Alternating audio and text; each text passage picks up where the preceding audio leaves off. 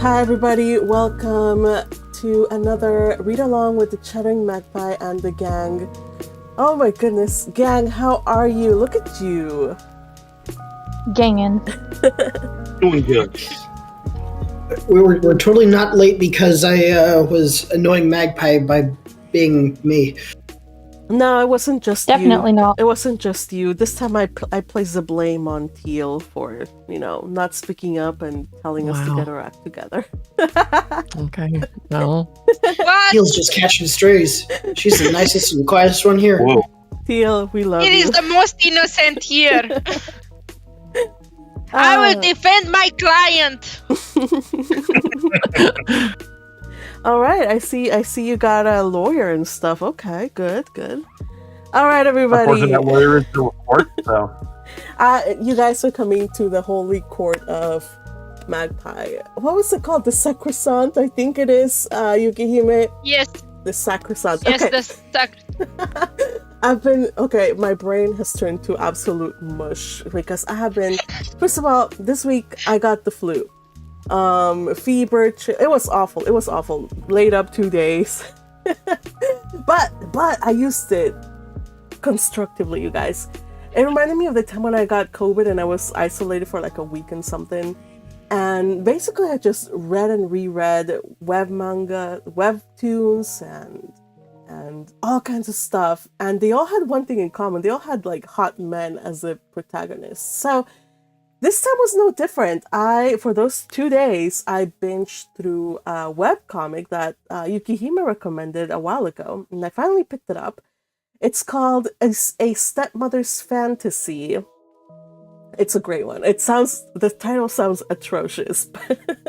Or I prefer the title of Stepmother's Martian. Martian, right?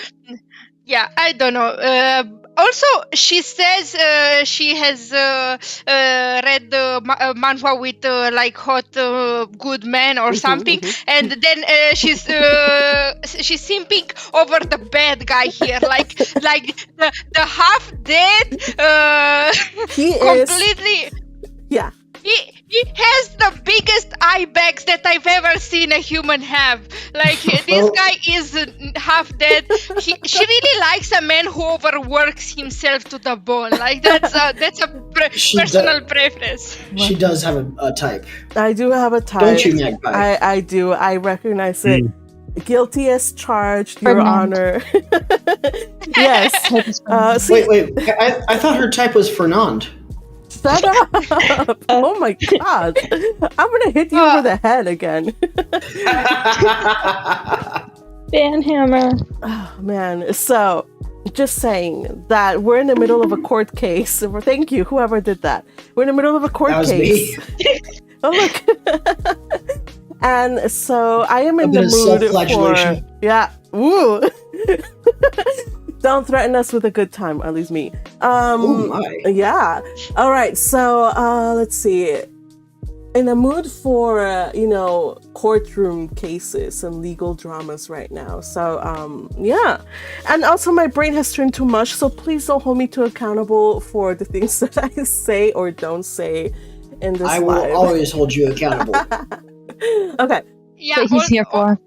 Also, I fully understand the phrasing of turning your brain to mush because I love manhwa, especially like villainous, turn back the time kind of manhwa and manga. And but I had a period for 2 years where I have read them basically every hour of every day that my brain just confused the whole storylines of like hundreds of them, and like my brain just shut down at some point, and right now I'm working with like 1 kilobyte of RAM ever since in my brain.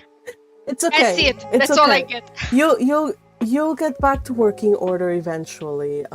I have to admit, like for 2015 to 2019, you guys, I was as deep as I am right now with A Sense of the Bookworm. I was into the romance book genre, so I could talk about everything and anything, the newest releases. It's a great community, or at least it was then. I don't know how it is now, but it's a really great inclusive community. So and then one day I just like woke up and I'm like, yeah, I can't get into this thing anymore, so I closed the Twitter accounts and all the social media accounts that were related to that, and that was it.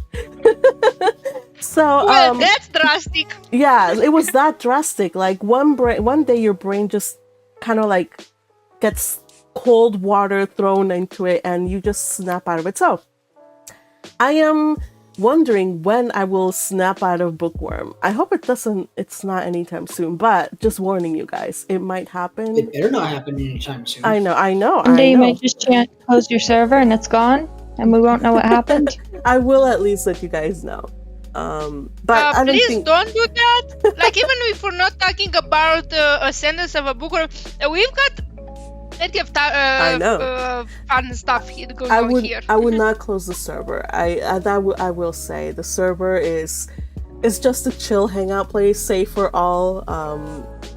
So don't worry about it. The server is not going to be closing anytime soon. Okay, unless like terrible drama happens, my feelings get hurt, and I just feel like it's toxic for me to continue, then that would happen. But I do not see that happening. I do not see that happening with lawyers this. Here. I don't see that happening with this server ever. So Quickly, Patrick, post nothing but mutton chops. I'm gonna hit you over the head too. I'm not trying to get banned this early. All right. Thank you for doing that, whoever that was. All right, you guys. We are here to talk about, not to, talk about random things, though I really do like talking about random things. But we are here for one purpose, and that is to read. What are we reading? Oh yeah, The Count of Dr. Pepper. The Count of Monte Cristo. Stop it, Fuji. So, good job, Fuji. Stop it. Don't encourage Fuji. All right. So last week we read chapter 44, so we're gonna pick up on 45. Ooh, what an incredible chapter that was. If you haven't read it, if you didn't hear it, don't worry. We're going to get you up to speed. So get you up to speed in a little bit. But first, let me say hello and acknowledge the chat, which is basically you guys over on YouTube. We have Yay, hello Yay, welcome, and congratulations on being the first commenter. Oh yes. We have who's this mysterious? Yeah, it's you, Teal. Hello, Teal. Says, I enjoyed some live theater last night, so I'm ready to bring my best thespian effort for today. Not that you know what, Teal? Do it. And by the way, what did you watch? What did you go see? A Die Hard Christmas. Really? There's that? Yes. It exists? Die Hard is a Christmas movie. It is a Christmas movie, but I didn't know it had a theater production. Wow. Well, in my city it does. Yep. Wow. That's amazing. And here we only have freaking Nutcracker. Dang it. Like every year we just get Nutcracker. Maybe there's some other stuff, but it's like boring. I don't like the Nutcracker, you guys. I just don't. I was thinking about going to the theater to see the new David movie. That one looks like it might be good. I haven't heard of it, but yeah, thanks for letting me know. I'll check it out. A strange time to show a David movie, though. That's interesting.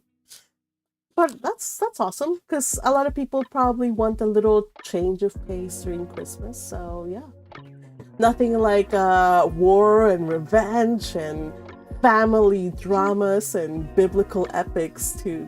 I don't know if they're going to get that deep into it. I mean, they'll probably show the David versus Goliath part of the story. As you do. Maybe part of his drama with Saul, but I don't know if they're going to get into his whole family drama, which was interesting. To say the least, it was gnarly AF. You know what? Probably it's for the best that they don't get into the biblical drama stuff. But I mean, how do you do David and just selectively handpick things? Like they're gonna cherry pick stuff, like with Sheba because But like most of the time they just stick to the whole David versus Goliath story. Then I mean, cool, but that's it. boring. Plus, Okay. they're going for a more Let me know later if they put anything that hasn't been seen before. Okay, because I have seen many biblical ones, and like I have hopes that they'll be creative. It's the first time I hear of it, but I just hope that they do something interesting with it. All right. Who else has been watching stuff lately or going out to see fun stuff? Because you mentioned the Nutcracker. Yeah, I don't know what version have you seen or whatever have you seen. I don't care. There is a very good version called the Barbie version. I'm gonna say no matter what Disney makes. Why? I have not watched the Barbie version, I will admit. You're missing out. All the Barbie movies from the 2000s are peak cinema, and I will not take anything else. Okay, I So, will say like, Didn't this. they also do a Care Bears version? What? Oh, absolutely not. No, I think for the Care Bears, you have to ask is there somebody in this fandom who knows about Care Bears? Or wait, no, it's My Little Pony. Maybe it's My Little I Pony know that about did My it. Little Pony. So, you know what? I will admit, I have not watched any of the Barbie movies because I guess they came out by the time I was already a grown up and taking myself very seriously, reading literature. He's saying she's TM. too old for Barbie. Yeah. There is no age for the Barbie movies. No. I'm still trying to get some people here to watch some of the Barbie movies because they are big cinema. I will not take any other. Oh, you know what? When Patrick can pull One his of eyes these open. days, we have to do Christmas movie night. I haven't scheduled anything. So maybe we can schedule the Barbie Nutcracker. Though I don't have it, somebody else will have to stream it. So just saying. I will figure it out. Okay. I can stream it. Okay. But also there are I think there are a few that are Christmas based. One is the Nutcracker, but also another one is like the one with the rich guy who doesn't understand and he's visited by Scrooge? the ghost. Yeah, that one. Mhm. The Barbie version. There's a Barbie is version? really great. Of course, there is a Barbie version. What? And it's amazing. It's very nicely done, and it teaches a good lesson and stuff about charity and the goodness of Christmas and stuff. Nice. We kings of Barbie are bearing dolls. We traverse afar. Thank you, Courtesy of Fuji. Look at Patrick. All right. Thank you. You guys are just blessing us with your talents and your recommendations, you guys. If there's any Christmas movie or media out there or anything you're doing for fun over this week, just leave it in the comments and share with us. We'd love to see it. I am staying at home. I'm not even going to go to church tomorrow to the big Christmas thing. We had a big Christmas gala, which I was supposed to serve as the AB. And lights and sound and anything, but I'm like, I can't. I'm contagious, so Just wear a mask. It's what the Californians do. And yeah, you're gonna be surprised though. So no, but I just feel miserable though. It's not just about contagion. I feel like really miserable. So right now I am doped up on medicine, so I can talk. So before the medicine wears out, you guys, I do believe we should get started. Gosh. See the kind of tangents you make us go through. Yeah. Well, I don't prevent them, so that's bad enough apparently. Yeah, that is what we're holding you accountable for, TL. You don't have Objection! This magpie doesn't want to be the cat wrangler today. I am weak. I cannot wrangle people. Yukihime objected. What's your basis of objection, Yukihime?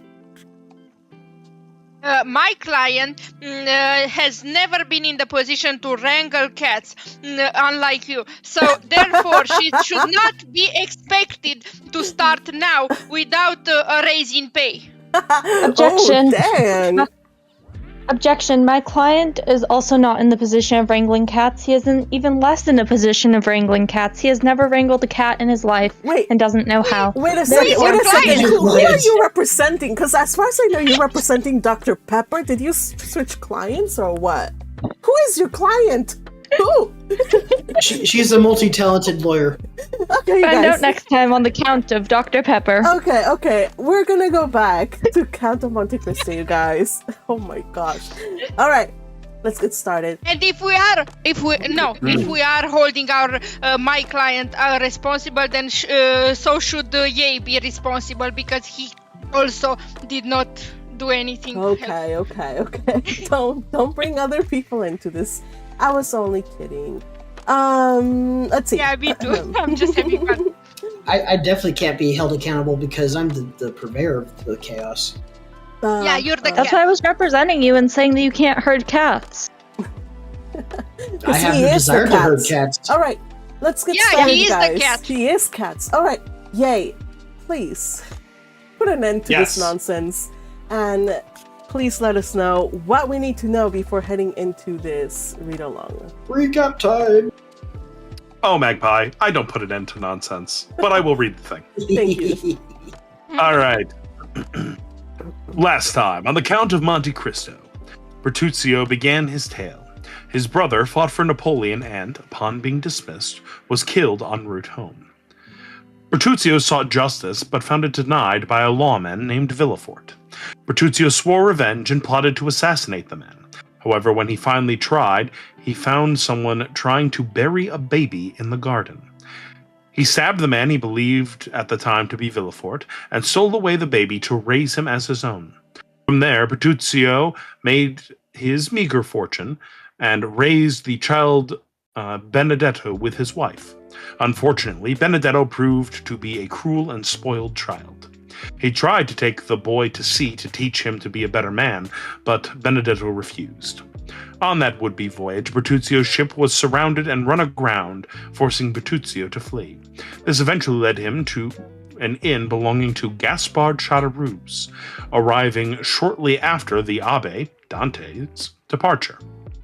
He and his wife were trying to sell the diamond Dante left him, but were unable to get full price. His wife did not take this well, and, after the jeweler they were selling to left, told Caderousse he should have gone after and killed the man. Caderousse weakly protested, though this conversation seemingly ended when a storm drove the jeweler back to their inn. Will Gaspard Caderousse hold to his virtue, or is this destined to end in a rain of blood? Find out today on The Count of Monte Cristo. Nice. Thank you. All right, so I think that catches us up to speed. I have hopes, but they're very, very, I don't think it's gonna happen that somebody's gonna make it out alive, but we'll see. Look, between a rain of blood and Caderousse holding to his virtue, I think we can depend on Caderousse. All right. On that note, chapter 45, The Rain of Blood. Speaking of which, I think it's Caderousse. Caderousse, Yeah, yes. Caderousse, yeah. Yeah. I wouldn't have corrected you otherwise, but I remember you're gonna be taking up the narrating, so. All right, darlings. I like Caderousse better. Let it Caderousse. It sounds a lot like shot. All right. Let's get started, you guys, with chapter 45, the reign of blood. Take it away. That sounds like a bad Christmas movie. Mm-hmm. Just sounds like our normal, ordinary Christmas happens all the time. Your gift is death. As the jeweler returned to the apartment, he cast around him a scrutinizing glance, but there was nothing to excite suspicion. If it did not exist, or to confirm it, if it was already awakened. Caderousse's hand still grasped the gold and banknotes, and La Carconte called up her sweetest smiles while welcoming the reappearance of their guest. Well, you seem, my friends, to have had some fears respecting the accuracy of your money. By counting it over so carefully, directly, I was gone. Oh no, that was not my reason, I can assure you, but the circumstances by which we have become possessed of this wealth are so unexpected as to make us scarcely credit our good fortune, and it is only by placing the actual proof of our riches before our eyes that we can persuade ourselves that the whole affair is not a dream. The jeweler smiled. Have you any other guests in your house? Nobody but ourselves. The fact is, we do not lodge travelers. Indeed, our tavern is so near the town that nobody would think of stopping here. Then I am afraid I shall very much inconvenience you. Inconvenience us? Not at all, my dear sir. Not at all, I assure you. But where will you manage to stow me? In the chamber overhead. Surely that is where you yourselves sleep. Never mind that. We have a second bed in the adjoining room. Caderousse stared at his wife with much astonishment. The jeweler, meanwhile, was humming a song as he stood warming his back at the fire La Carconte had kindled to dry the wet garments of her guest. And this done, she next occupied herself in arranging his supper by spreading a napkin at the end of the table and placing it on the slender remains of their dinner, to which she added 3 or 4 fresh-laid eggs. Caderousse had once more been parted with his treasure. The banknotes were replaced in his pocketbook, the gold put back into the bag, and the whole carefully locked in the cupboard. He then began pacing the room with a pensive and gloomy air, glancing from time to time at the jeweler, who stood reeking with the steam of his wet clothes, and merely changing his place on the warm hearth to enable the whole of his garment to be dried. There. La Carconte, as she placed a bottle of wine on the table. Supper is ready whenever you are. And you? I don't want any supper. We dined so very late. Then it seems I am to eat alone. Oh, we shall have the pleasure of waiting upon you, answered La Carconte with an eager attention she was not accustomed to manifest even to guests who paid for what they took. From time to time, Caderousse darted on his wife keen, searching glances, but rapid as lightning flashes. The storm continued. There. Do you hear that? Upon my word, you did well to come back. Nevertheless, if by the time I have finished my supper the tempest has at all abated, I shall make another start. It's the Mistral, and it will be sure to last till tomorrow morning. Well, said the jeweler as he placed himself at table. All I can say is, so much the worse for those who are abroad. Yes, they will have a wretched night of it. The jeweler began eating his supper, and the woman, who was ordinarily so querulous and indifferent to all who approached her, was suddenly transformed into the most smiling and attentive hostess. Had the unhappy man on whom she lavished her assiduities been previously acquainted with her, so sudden an alteration might well have excited suspicion in his mind, or at least have greatly astonished him. Caderousse, meanwhile, continued to pace the room in gloomy silence, sedulously avoiding the sight of his guest. But as soon as the stranger had completed his repast, the agitated innkeeper went eagerly to the door and opened it. I believe the storm is over. But as if to contradict his statement, at that instant a violent clap of thunder seemed to shake the house to its very foundation. while a sudden gust of wind mingled with rain extinguished the lamp he held in his hands. Trembling and awestruck, Caderousse hastily shut the door and returned to his guest, where La Carconte lighted a candle and smoldered ashes that gleamed on the hearth. You must be tired. I have spread a pair of white sheets on your bed. Go up when you are ready, and sleep well. Jonas stayed for a while to see whether the storm seemed to abate in its fury, but a brief space of time sufficed to assure him that, instead of diminishing, the violence of the rain and thunder momentarily increased. Resigning himself, therefore, to what seemed inevitable, he bade his host good night and mounted the stairs. He passed over my head, and I heard the floor creak beneath his footsteps. The quick, eager glance of La Carconte followed him as he ascended, where Caderousse, on the contrary, turned his back and seemed most anxious to avoid even glancing at him. All these circumstances did not strike me as painfully at the time as they have since done. In fact, all that had happened, with the exception of the story of the diamond, which certainly did wear an air of improbability, appeared natural enough, and called for neither apprehension nor mistrust. But, worn out as I was with fatigue, and fully purposed to proceed onwards directly the tempest abated, I determined to obtain a few hours' sleep.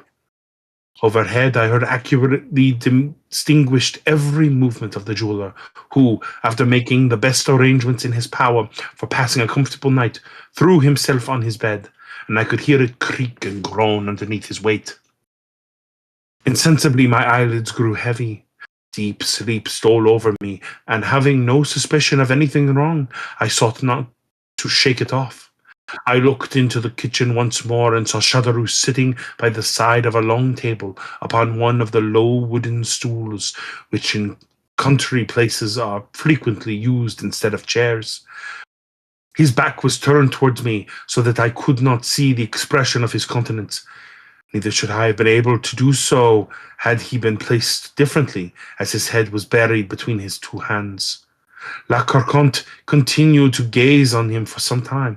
Then, shrugging her shoulders, she took her seat immediately opposite him.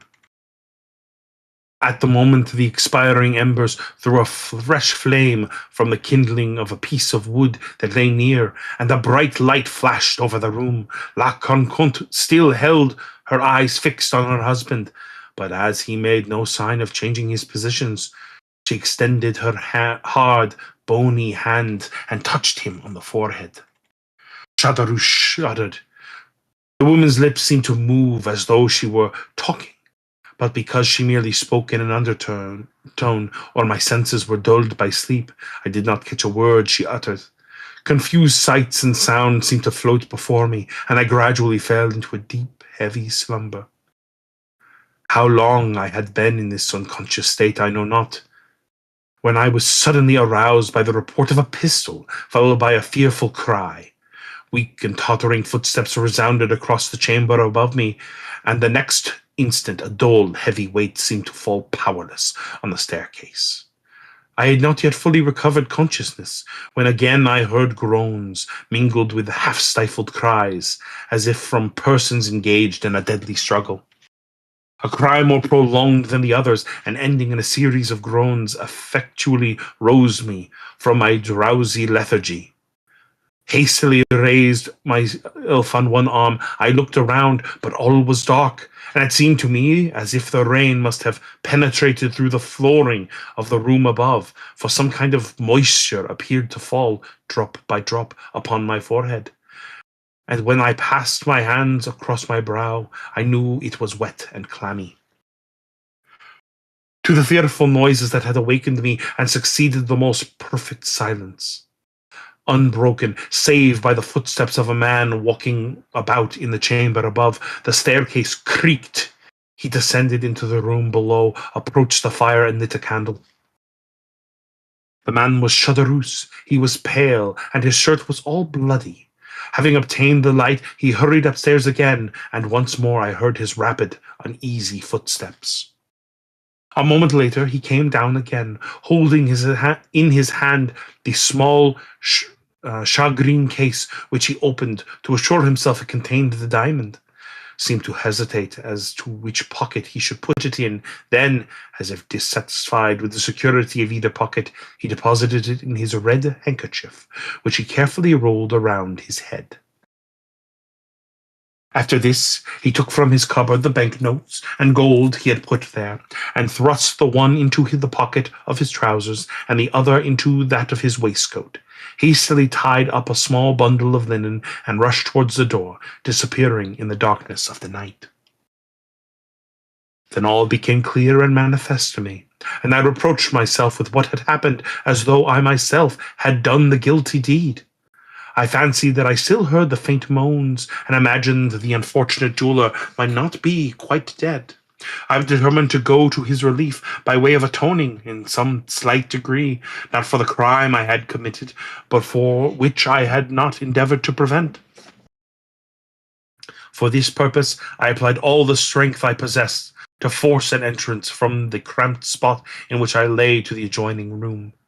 The poorly fastened boards, which alone divided me from it, yielded to my efforts, and I found myself in the house, hastily snatching up the lighted candle. I hurried to the staircase. About midway, a body was lying across the stairs. It was that of La Carconte. The pistol I had heard had doubtlessly been fired at her. The shot had frightfully lacerated her throat, leaving 2 gaping wounds, from which, as well as the mouth, the blood was pouring in floods. She was stone dead. I strode past her and ascended to the sleeping chamber, which presented an appearance of the wildest disorder. The furniture had been knocked over in a deadly struggle that had taken place there, and the sheets, to which the unfortunate jeweller had doubtlessly clung, were dragged across the room. The murdered man lay on the floor, his head leaning against the wall, and about him was a pool of blood, which poured forth from 3 large wounds in his breast. There was a 4th gash, in which a long table knife was plunged up to the handle. I stumbled over some object I stooped to examine. It was the 2nd pistol, which had not gone off, probably from the powder being wet. I approached the jeweller, who was not quite dead, and at the sound of my footsteps and the creaking floor, he opened his eyes, fixed them on me with an anxious and inquiring gaze, moved his lips as though trying to speak, then, overcome by the effort, fell back and expired. This appalling sight almost bereft me of my senses, and finding that I could no longer be of service to anyone in the house, my only desire was to fly. I rushed towards the staircase, clutching my hair and uttering a groan of horror. Upon reaching the room below, I found 5 or 6 custom-house officers and 2 or 3 gendarmes, all heavily armed. They threw themselves upon me. I made no resistance. I was no longer master of my senses. When I strove to speak, a few inarticulate sounds alone escaped my lips. As I noticed the significant manner in which the whole party pointed at my blood-stained garments, I involuntarily surveyed myself, and then I discovered that the thick warm drops that had so bedewed me as I lay beneath the staircase must have been the blood from La Carconte. I pointed to the spot where I had concealed myself. Does he mean? One of the officers went to the place I directed. He means that he got in the way. And he showed the hole I had made when I broke through. Then I saw that they took me for the assassin. I recovered force and energy enough to free myself from the hands of those who held me, while I managed to stammer forth, "I did not do it. Indeed, I did not." A couple of gendarmes held the muzzles of their carbines against my breast. Stir but a step, and you are a dead man. Why should you threaten me with death, when I have already declared my innocence? Tush, tush. Keep your innocent stories to tell the judge at Nimes. Meanwhile, come along with us, and the best advice we can give you is to do so unresistingly. Alas, resistance was far from my thoughts. I was utterly overpowered by surprise and terror, and without a word I suffered myself to be handcuffed and tied to a horse's tail, and thus they took me to Nimes. I had been tracked by a customs officer who had lost sight of me near the tavern. Feeling certain that I intended to pass the night there, he had returned to summon his comrades, who just arrived in time to hear the report of the pistol and to take me in the midst of such circumstantial proofs of my guilt as rendered all hope of proving my innocence utterly futile. One only chance was left me, that of beseeching the magistrate before whom I was taken to cause every injury to be made for the Abbe Busoni, who had stopped at the inn of the Pont de Garde on that morning. If Caderousse had invented the story relative to the diamond, and there existed no such person as Abbe Busoni, then, indeed, I was lost past redemption, or at least my life hung upon the feeble chance of Caderousse himself being apprehended and confessing the whole truths. 2 months passed away in hopeless expectation on my part, while I must do the magistrate the justice to say that he used every means to obtain information of the person I declared could explicate me if he would. Caderousse still evaded all pursuit, and I had resigned myself to what seemed my inevitable fate. My trial was to come on at the approaching Assize, when, on the 8th of September, that is to say, precisely 3 months and 5 days after the events which had perilled my life, the Abbe Busoni, who I had never ventured to believe I should see, presented himself at the prison doors, saying he understood one of the prisoners wished to speak to him. He added that, having learned at Marseille the peculiars of my imprisonment, he hasted to comply with my desire. You may easily imagine with what eagerness I welcomed him, and how minutely I related the whole of what I had seen and heard. I felt some degree of nervousness as I entered upon the history of the diamond, but to my inexpressible astonishment, he confirmed it in every particular, and to my equal surprise, he seemed to place entire belief in all I said. And then it was that, won by his mild charity, seeing that he was acquainted with the habits and customs of my own country, and considering also that pardon was the only crime of which I was really guilty, might come with a double power from lips so benevolent and kind, I besought him to receive my confession under the seal which I recounted the Auteuil affair in all its details, as well as every other transaction of my life. That which I had done by the impulse of my best feelings produced the same effect as though it had been the result of my calculation.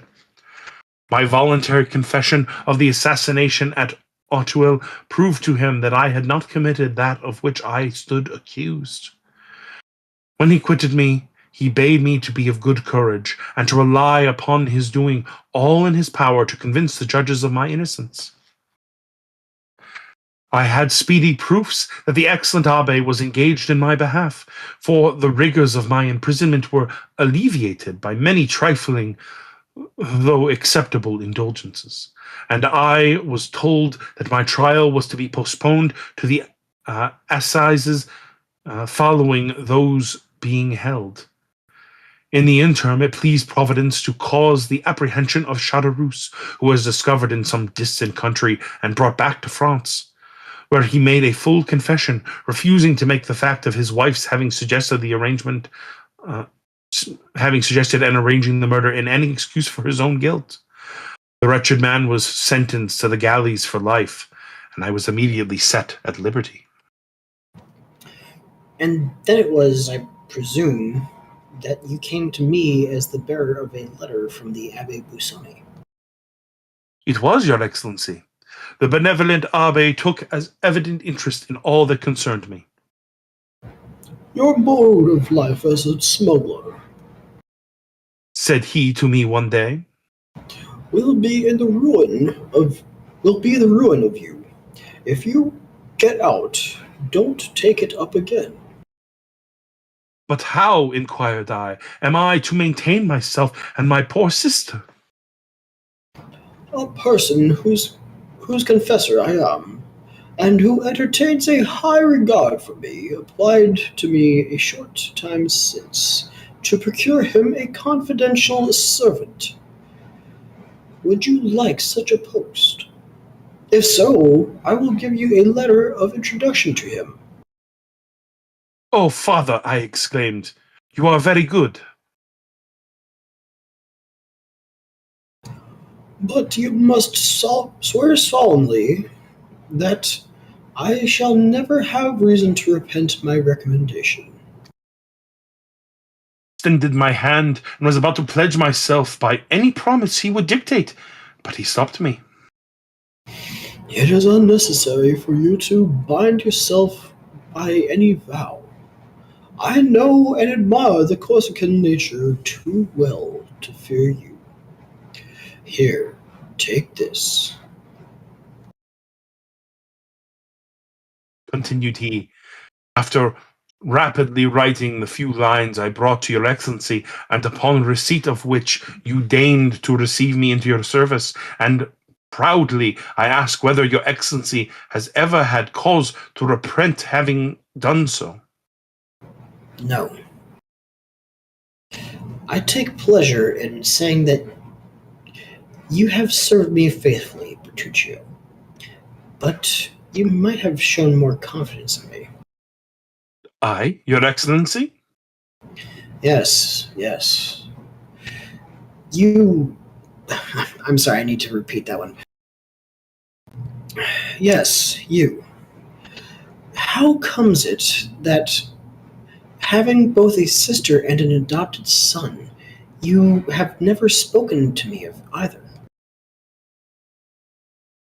Alas, I have still to recount the most distressing period of my life.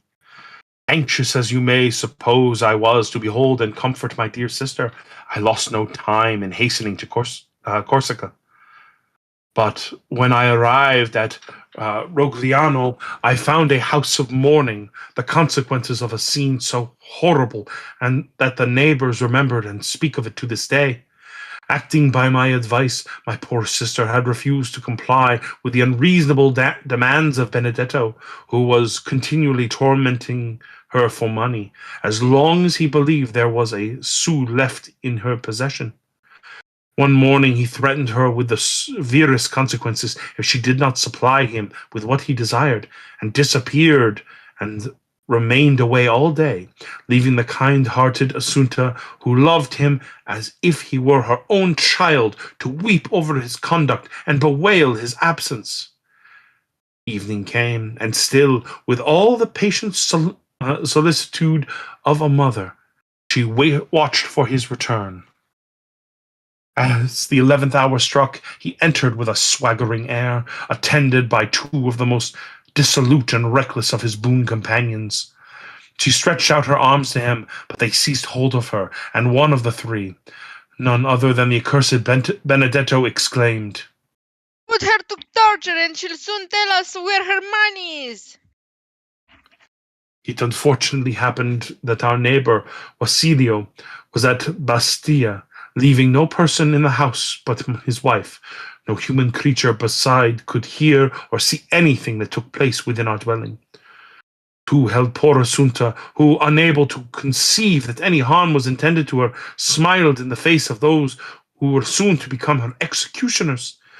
The third proceeded to barricade the door and windows, then returned, and the three united in stifling the cries of terror incited by the sight of these preparations, and then dragged Assunta's feet foremost towards the brazier, expecting to wring from her an avowal of where her supposed treasure was secreted. In the struggle, her clothes caught fire, and they were obliged to let go their hold in order to preserve themselves from sharing the fate. Covered in flames, Assunta rushed wildly to the door, but it was fastened. She flew to the windows, but as they were also secured, then her neighbors heard frightful shrieks. It was Assunta calling for help. The cries died away in groans, and next morning, as soon as Wasilio's wife could muster up courage to venture abroad, she caused the door of our dwelling to be opened by the public authorities, when Assunta, although dreadfully burnt, was found still breathing. Every drawer and closet in the house had been forced open and the money stolen. Benedetto never again appeared at Rogliano. Neither have I, since that day, either seen or heard anything concerning him. It was subsequently to these dreadful events that I waited on your Excellency, to whom it would have been folly to have mentioned Benedetto, since all trace of him seemed entirely lost, or of my sister, since she was dead. And in what light did you view the occurrence? As a punishment for the crime I committed. Oh, those Villeforts are an accursed race. Truly they are.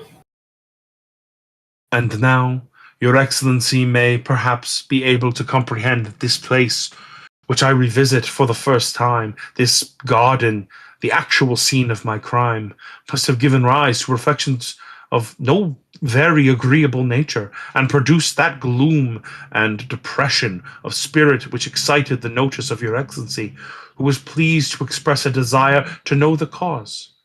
At this instant a shudder passes over me as I reflect that possibly I am now standing on the very grave in which Monsieur de Villefort, by whose hand the ground was dug, to receive the corpse of his child. Everything is possible, said Monte Cristo, rising from the bench on which he had been sitting. Even that the procurer be not dead. The Abbe Busoni did right to send you to me. And you have done well in relating to me the whole of your history, as it will prevent my forming any erroneous opinions concerning your future. As for that Benedetto, who so grossly belied his name, have you ever made any effort to trace out whither he has gone, or what has become of him? No. Far from wishing to learn whether he has betaken himself, I should shun the possibility of meeting him as I would a wild beast. Thank God, I have never heard his name mentioned by any person, and I hope and believe he is dead. Do not think so, Bertuccio. For the wicked are not so easily disposed of, for God seems to have them under his special watch care to make of them instruments of his vengeance. So be it. All I ask of heaven is that I may never see him again. And now, your Excellency, you know everything. You are my judge on earth as the Almighty is in heaven. Have you for me no words of consolation? Ah, my good friend, I can only repeat the words addressed to you by the Abbe Busoni. Villefort merited punishment for what he had done to you, and perhaps to others. Benedetto, if still living, will become the instrument of divine retribution in some way or other, and then be truly punished in his turn. As far as you yourself are concerned, I see but one point in which you are really guilty. Ask yourself, wherefore, after rescuing the infant from its living grave, you did not restore it to its mother. There was the crime, Bertuccio. That was where you became really culpable. Truly, Excellency, that was the crime, the real crime, for in that I acted like a coward. My first duty, directly had I succeeded in recalling the babe to life, was to restore it to its mother. But in order to do so, I must have made close and careful inquiry, which would in all probability have led to my own apprehension, and I clung to life, partly on my sister's account, and partly from that feeling of pride inborn in our hearts of desiring to come off untouched and victorious in the execution of our vengeance. Perhaps, too, the natural and instinctive love of life made me wish to avoid endangering my own. And then again, I am not as brave or courageous as my poor brother. Bertuccio hid his face in his hands as he uttered these words, while Monte Cristo fixed on him a look of inscrutable meaning. After a brief silence, rendered still more solemn by the time and the place, the Count said, in a tone of melancholy wholly unlike his usual manner, In order to bring this conversation to a fitting termination, the last we shall ever hold upon this subject, I repeat to you some words I have heard from the lips of the Abbe Busoni. For all evils there are two remedies, time and silence. And now leave me, Monsieur Bertuccio, to walk alone here in the garden. The very circumstances which inflict on you as a principal in the tragic scene enacted here such painful emotions are to me, on the contrary, a source of something like contentment, and serve but to enhance the value of this dwelling in my estimation. The chief beauty of trees consists in the deep shadow of their umbrageous boughs, while fancy pictures a moving multitude of shapes and forms flitting and passing beneath that shade.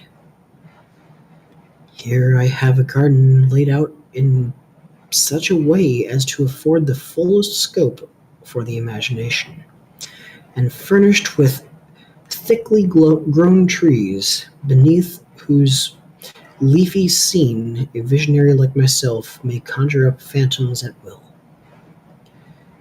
This to me, who expected but to find a blank enclosure surrounded by a straight wall, is, I assure you, a most agreeable surprise. I have no fear of ghosts, and I have never heard it said that so much harm had been done by the dead during 6,000 years as is wrought by the living in a single day. Retire within, Bertuccio, and tranquilize your mind. Should your confessor be less indulgent to you in your dying moments than you found the Abbe Busoni, send for me, if I am still on earth, and I will soothe your ears with the words that shall effectually calm and soothe your parting soul ere it goes forth to traverse the ocean called eternity. Bertuccio bowed respectfully and turned away, sighing heavily. Monte Cristo, left alone, took 3 or 4 steps onwards and murmured,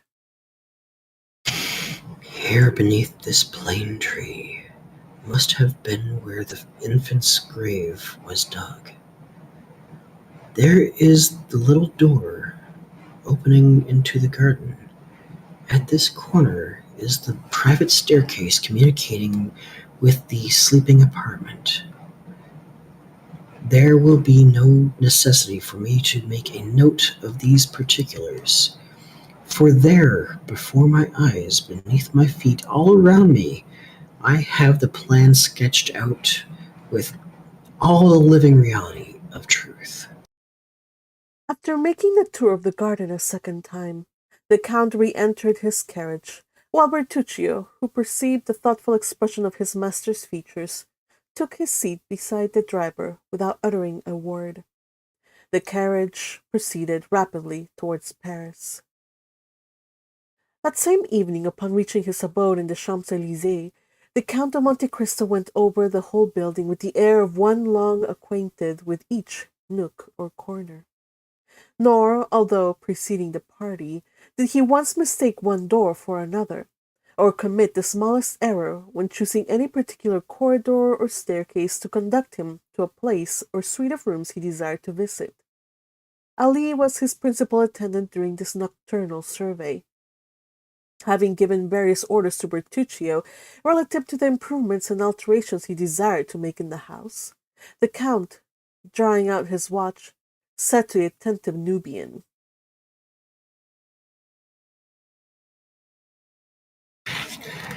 It is 11:30, Haiti. Well, Haiti will soon be here. Have the French attendants be summoned? Have the French attendants been summoned to await her coming? Ali extended his hands toward the apartments destined for the fair Greek, which were so effectually concealed by means of a tapestried entrance that it would have puzzled the most curious to have divined their existence.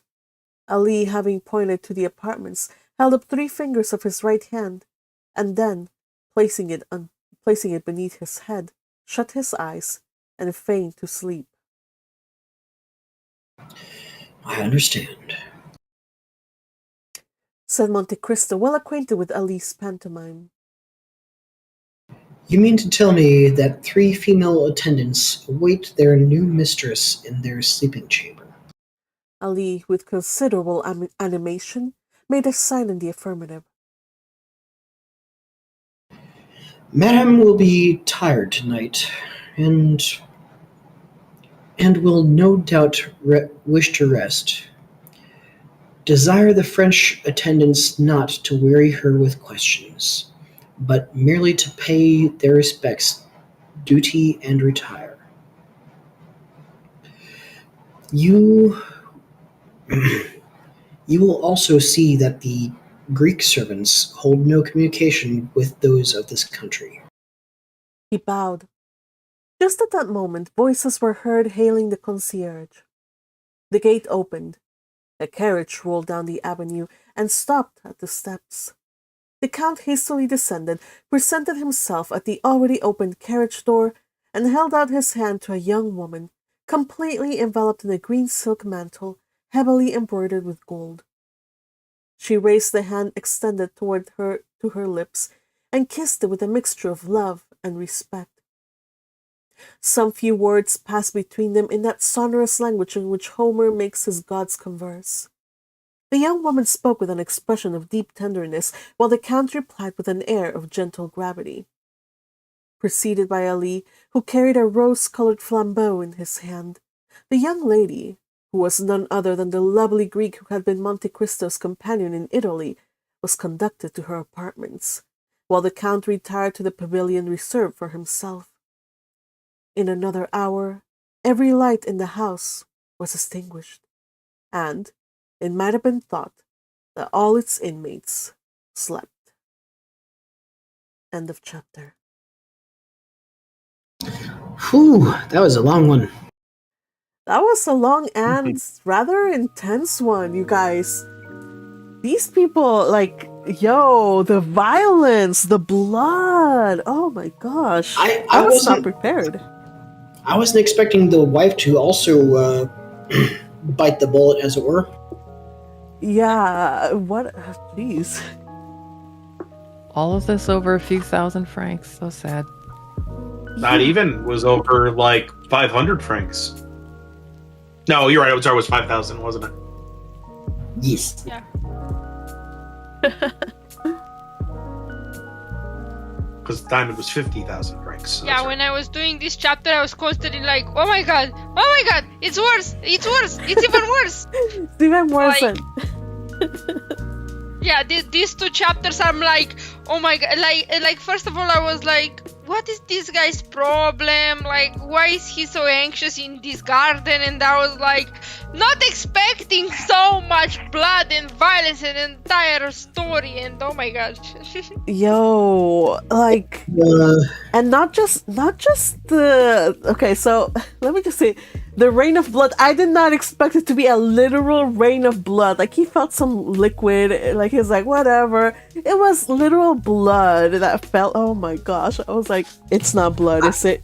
And yes, I am trying to figure out how much of this had been planned in advance, because Caderousse and his wife, their greed literally consumed them. Mm-hmm. I wonder if he knew that was going to happen. So we thought that it would be nice and fun for him to give him a fake one, and that would be like, there's your payback, right? But no, their payback was even worse because their greediness did them in. So I think it was. Again, I'm reminded of A Christmas Carol because when Bob Marley visited Ebenezer Scrooge and told him about the chains that bound him in death, he mentioned Scrooge's greed was a chain much longer than his. Yeah. So Exactly. his greed literally bound and consumed him. Mm-hmm. Yeah, they met no good end either. Like Caderousse's wife dead. Caderousse ran away, but he was brought back. I wonder if there had not been any. You know what? I think Dante's would have. Edmund would have found him either way. He would have known, and he would have done something to make sure that he was brought to justice. But it just happened that Bertuccio here was the kind of handy instrument to bring about this justice, I guess. But let's not also forget, speaking of bloodiness, I did not expect for Benedetto to turn that monstrous. Assunta, poor woman. Oh my gosh, that end. I was taken aback and surprised by how she met her end too. That is a very terrible way to die. Yeah. All that pain, and the fire doesn't even consume her. She lives a while longer, and then she passes. That is incredible. That is pretty rough. Yeah. So I'm imagining that we are going to get to Benedetto in time. There's some characters that they're mentioned for a reason. So I'm biding my time. We're biding our time. I want to see the return of Franz because I like him as a character. But also Benedetto. Let's keep a little bookmark there. He's gonna do something. Let's not. I'm very much looking forward to the climax of this volume, since we are 2 chapters away. Right? Yeah. So Benedetto is Villefort's father. Sorry, Villefort is Benedetto's father. Villefort's father. yeah. And then his mother is, well, we don't know. And so yeah. Do we know yet, Teal?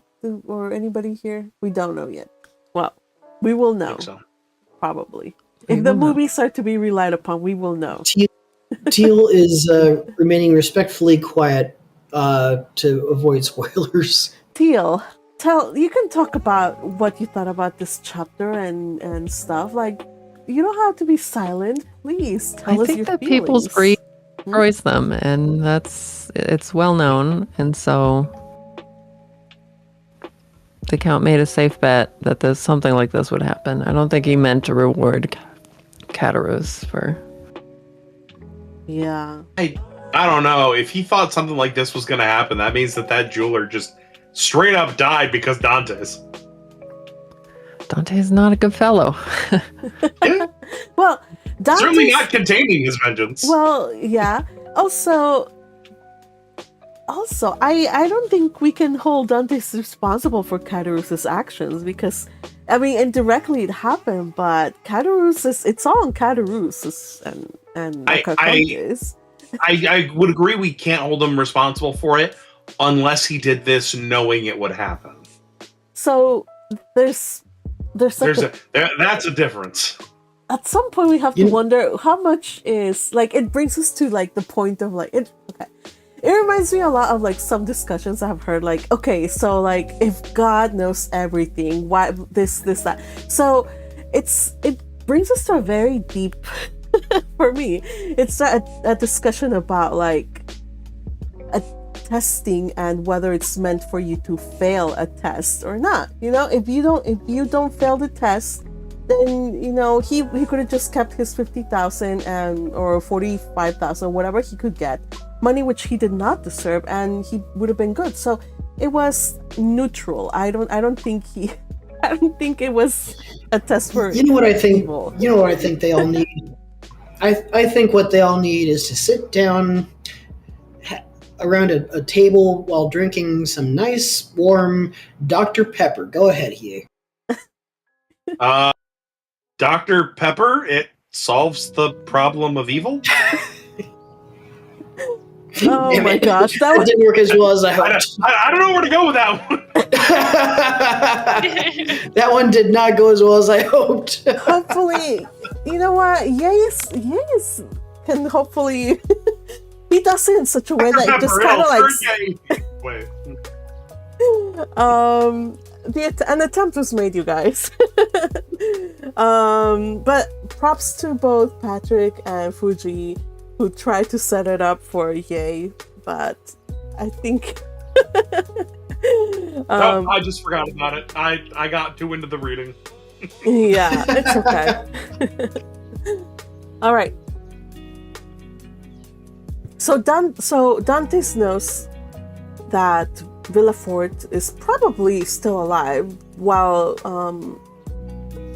Bertuccio thinks that he indeed killed Villefort, but Dantes is like, no. So, like you guys corrected me, it's not necessarily likely that he did kill. He killed somebody, but it doesn't have to be Villefort, right? Remember the rule of cinema: if he dies off screen, he doesn't necessarily die. Mm-hmm. It's true. That's right. But also we know Villefort's alive, so. Yeah. Because we need to go see spoiled it. us. Well, I haven't finished watching the anime, but I know the movies, and in the movies he's still around. So I have to hand it to the French production.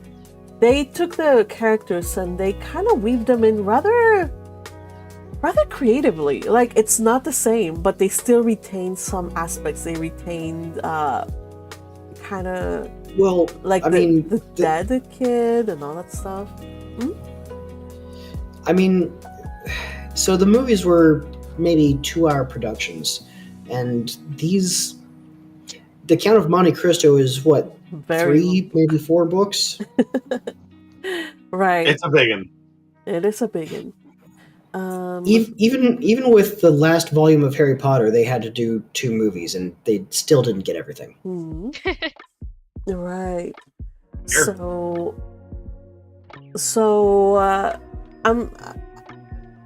I like pretty much every adaptation has like picks or gives a different emphasis. So far I'm liking, as I read the book and I think about like the French production, which is the one that I like the most, to tell the truth.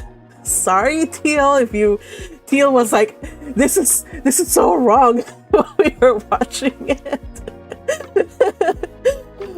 She was like, what are these things doing? Why aren't they going back to the plot?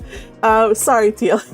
But they did get creative with like incorporating like the plot of the murdered infants. Like, oh, so there is a murdered infant. So the murdered infants didn't kill a son. And while Teal was upset about the plot just going wherever it went, Magpie was like, ooh, Henry Cavill. Wait, no. That's not the one. That's a totally different That's one. a different one. And by the way, I'm not let me just tell you guys,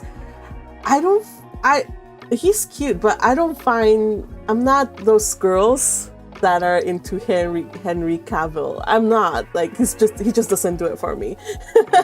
You guys know my type. Come on. They're either yes. Like himbo golden retriever types that are like big and huggable, or like they are like emotionally like constipated, will self-flagellate kind of types. Okay, those two are my types, and Superman's not my type.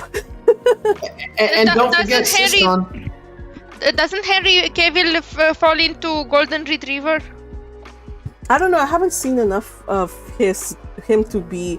You know what? He's a very well-read individual. And I was gonna say he does interview very well too. He's very beautiful. Henry Cavill. It depends on his role. Yeah, because he's Witcher, which I didn't watch. He was definitely not himbo, golden retriever, whatever. He was almost emotionally constipated. Yeah, he was very pretty, and had I watched it, I probably would be simping for him right now. But no, I haven't watched it, and so there. But no, I'm talking about the French production. I really like that one. Probably has to do with the cinematography too. I'm a sucker for visuals. That was Chef's Kiss, beautiful. Every shot was amazing. But the 2002, the movie version, that's also a really good one. So I'm not saying it's no good. I really did enjoy it, and so check it out, whichever version. Or you can join us on Sundays and watch the anime version. Wow, it's a trip, you guys. Like literally, like the first time I laid my eyes on it, I was like, whoa, my eyeballs!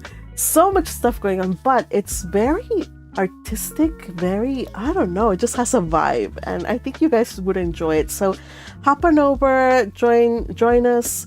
You can do so by becoming a member. I think my Ko-fi's open if you want to be a Zen tier member at the $25 a month level. Hop on in, or you can do so at the Noble tier in the Chattering Magpie YouTube channel. And yeah, we just watch stuff, and we'll be planning some other activities during the week, maybe like movie night or something. So and oh my gosh, you guys, we're the return of the read-alongs. They are being hosted right now by Noemi. So there's read-alongs at 3:00 Pacific over on the Discord server. So we're reading Ascendance of a Bookworm in preparation for season 4. So if that's also something you want to do, happening in the spring season of anime. Mm-hmm. And no one showed up to the Monday one, so please show up and join us. To the Monday one? Noemi. Yeah, no one came. Oh, well, so I am advertising. I'm sorry. Yeah, Monday is a little difficult for me because I'm working, but I'll try to hop on in on this Sunday. Yeah, so I'll be there. It depends a lot on the hour for me. Like if it's in the afternoon for you guys, then it's a no-go 4 a.m. for me, and I'm not doing that. Where is your dedication? I am dedicated up to 2 a.m. That's my limit. Oh, that's actually pretty dedicated. So good on you. Happened to Yukihime's notification? Find out next time on the Count of Dr. Pepper. You guys trying to make Okay, don't try to make fetch happen, you guys. It'll happen when it happens. Do it organically, you guys. Stop trying to make fetch happen. I mean, what is organic about Dr. Pepper? Not much, I'm afraid. Organic. What are you talking about? Yeah. Maybe the metal in the can. One of the flavors in there might be organic. Maybe it'll be the cherry flavor or the pepper flavor. But other than that, it's all organic. It's all absolutely synthetic. Artificial? Yeah. Yes, thank you. Although I will say it's all of it is organic in the sense of chemistry. Yes. I have a can right here. It says natural and artificial flavors. Excuse you. Does it say which flavors are natural? I would love to know. No, because the 23 flavors are secret. Speaking of which, though, when they say natural flavors, that is like one of the biggest cons in the food industry. Like they could slap natural on anything. Okay, Yukihime, this doesn't count for you. You can rest safe knowing that you're in Europe and you have this, high horse. You have this on us. Not really. Listen, I'm in the bad part of Europe, so like we've still got plenty of shit going on in our food that is like completely different from Western Europe. That is fair. Fair. I am lower class Europe, alright? Look, right now you're in Europe, okay? Just saying. Anyway, but food wise, what was I talking about? I don't know. Maybe I should stop. I'm actually here on I clicked on the cuisine channel over on my Discord, and now I'm hungry. I'm just scrolling through these pictures of What's people. cuisine? Cuisine. The cuisine. Food.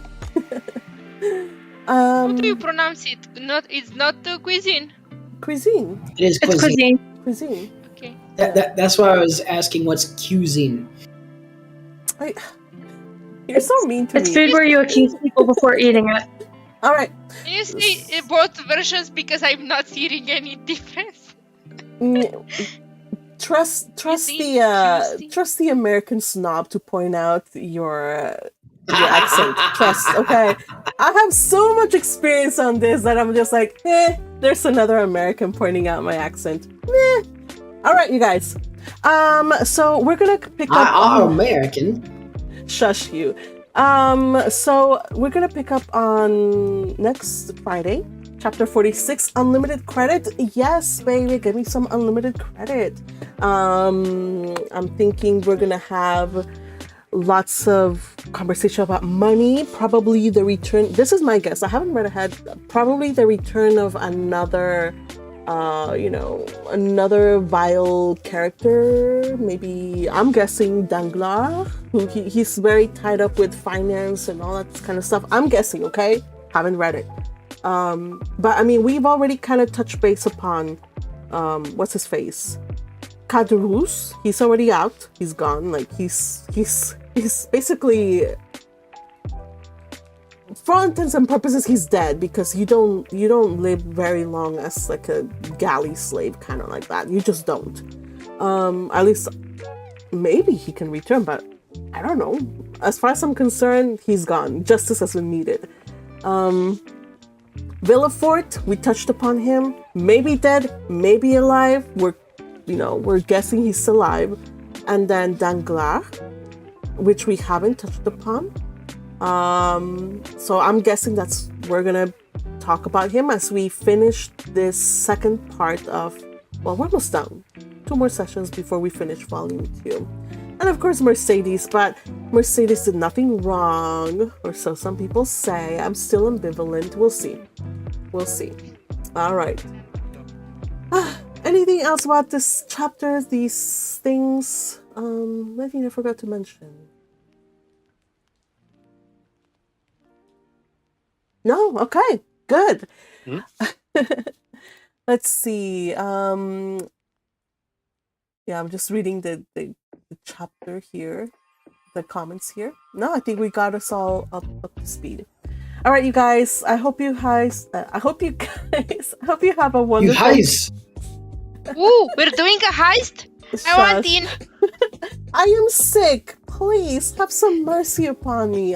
Never. You know what, I Patrick? still have my I'm gonna kick beans. you out right now for being such a No. mean person to me. Go away. No. Let him be. Let him be. Oh, so you're now taking another client. I see. You were not content with Teal. Now you must take. Dude, Patrick, what are you doing to retain 2 lawyers now? What? I gotta roll in the dough. Wow. All right, you guys. Hope you guys have a wonderful Christmas if you celebrate it, or whatever holiday, or just a wonderful life this week. We will see you on next Friday. Yes, we will have a read-along for those of you who are free. Enjoy your time, stay safe, and please, if you're gonna go somewhere crowded, please mask up. You don't want to get the flu. It's horrible and awful, and it's particularly vicious this year. So, well, I'm traveling from Canada, so either get the shot or mask up, please. For your how sake. airports are. Yeah. Stay safe, everybody. We'll see you next week. And by the way, I forgot to read who read today. You know what? It's the sickness, you guys. The sickness today. Oh yeah, that's your excuse. Narrator was me. Monsieur Bertuccio was read by Ye82. The Jeweler was read by Patrick. Gaspard Caderousse was Yukihime. Caderousse's wife, La Carconte, was read by Teal. Theo, you read La Carconte so well. Too bad La Carconte is now dead. Dang it. A gendarme, like it's like ee, but also like I don't know, like kind of like I don't know, gives you the chills, but in a good way. But Gendarme was read by Fuji. Thanks for fixing, yay. And of course, Edmund was read by Patrick, and Yukihime read Benedetto, who is far from being a Benedetto. Yeah, and of course, thank you to our highlighter MVP Yukihime, who highlighted these couple of chapters, and I'm sure there's going to be more thrilling times ahead of you as one of the new highlighter MVPs. All right, everybody, thank you so much. We'll see you on Friday. Say bye-bye, gang. Adios. Happy Bye, gang. holidays. Yo, Saturnalia.